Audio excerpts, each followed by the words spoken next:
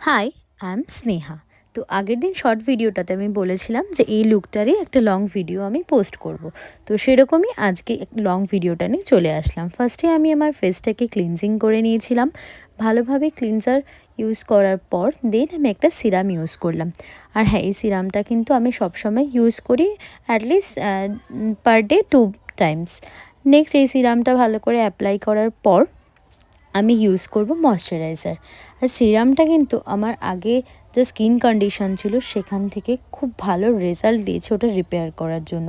তাই আমি সিরামটা অলরেডি আমি একটা বোতল কমপ্লিট করে ফেলেছি, তো আরও আরেকটা ইউজ করছি। সিরামটা এতটাই আমার ভালো কাজ করেছিল। তারপর আমি ইউজ করব ময়শ্চারাইজার। আর হ্যাঁ, স্কিনটা আমার এমনি অয়েলি, কিন্তু তাও যেহেতু উইন্টার সিজন তাই ময়শ্চারাইজার তো ইউজ করা মাস্ট। তারপর আমি ইউজ করলাম একটা মামাআর্থের ময়শ্চারাইজার ক্রিম। ময়শ্চারাইজারটা ভালো করে ইউজ করার পর আমি দেখতে পাচ্ছি যে আমার স্কিন কন্ডিশনটা এতটাই খারাপ হয়ে গেছে যে সারা মুখে ব্রণ বেরিয়ে গেছে। তারপরে কি মাঝে মধ্যে ঠিকঠাক কেয়ার করা হয় না, ব্যাস এইভাবে না কেয়ার করতে করতে স্কিনের হাল কিন্তু ভীষণ খারাপ। যাই হোক, কি আর করা যাবে, আস্তে আস্তে ঠিক হয়ে যাবে। তারপর আমি ইউজ করব আমার ফাউন্ডেশন অ্যান্ড কম্প্যাক্ট, একটা ছোট্ট পাউচ। এটার মধ্যে আমি অলমোস্ট এগুলো গুছিয়ে রাখি, এমনি সব ছড়িয়ে ছিটিয়ে থাকে, তাও এটা ট্রাভেলিং পারপাসে ইউজ করার জন্য সবসময় আমার ফাউন্ডেশন, কম্প্যাক্ট, লিপ বাম এগুলো এটার মধ্যে আমি রেখে দিই। টুক করে কোথাও বেরিয়ে গেলে এই ব্যাগটা একসাথে নিয়ে চলে যায়, ব্যাস কমপ্লিট হয়ে যায়।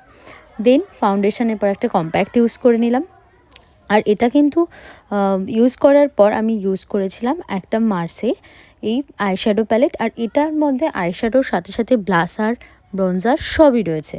আর এই দেখো, আইশ্যাডো প্যালেটটা কিন্তু খুব সুন্দর, আমার খুব ফেভারিট। তো আমি এই কালারটা চয়েস করে নিয়েছিলাম আর এটা আমি অ্যাপ্লাই করলাম। বাট হ্যাঁ, আমি কিন্তু ক্যামেরা দেখে ফার্স্ট টাইম মেকআপ করছি, তাই একটু ভুল হয়েছে। তারপরে কি করব, আমি রিয়েলাইজ করলাম যে না, ক্যামেরা দেখে এভাবে মেকআপ করা আমার সাধ্যে কোলাবে না। তারপরে যেরকম ভাবা তেমনই কাজ, আবার আয়না দেখে মেকআপটা কমপ্লিট করি। তারপরে কি করব, কাজলটা অ্যাপ্লাই করে নিলাম। আর হ্যাঁ, আমার স্কিন যতই অয়েলি হোক, আমার লিপ কিন্তু খুব ড্রাই, তাই লিপস্টিক পরার আগে আমাকে লিপ বাম পরতেই হবে, না হলে একদম ড্রাই হয়ে যায় লিপটা। তাই ভালো করে একটা লিপ বাম অ্যাপ্লাই করে নিলাম। দেন আমি লিপস্টিকটা ইউজ করব। তো আমি লিপস্টিক একটা dark red colour lipstick use করলাম, যেহেতু হোয়াইট আর আমার একটু ডার্ক কালার লিপস্টিকটাই বেশি পছন্দ। তো আর হোয়াইটের মধ্যে দেখলাম যে হ্যাঁ, ডার্ক রেডটা ভালোই যাচ্ছে।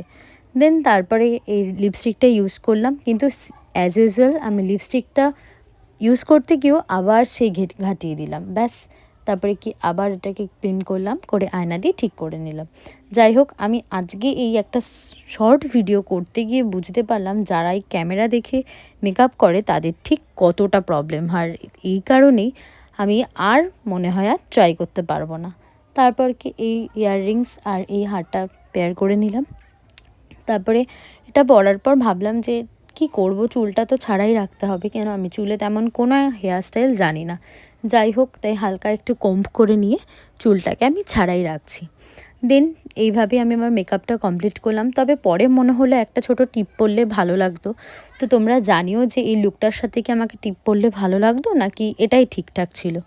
তারপরে কি করলাম, তারপরে একটু ওই কটা ভিডিও আর একটুখানি কয়েকটা ছবি তুলে নিলাম। তা ভাবলাম যে একটু রিলস বানাই। তো তারপরে যেমন ভাবা তেমন কাজ, সেই ট্রেন্ডিং রিলসটা বানাতে বসে পড়লাম বুনুর সাথে। বুনু আসলো, বুনু আর আমি ওই মাঝে মধ্যে টুকটাক একটু সেজে গুজে রিলস বানাই।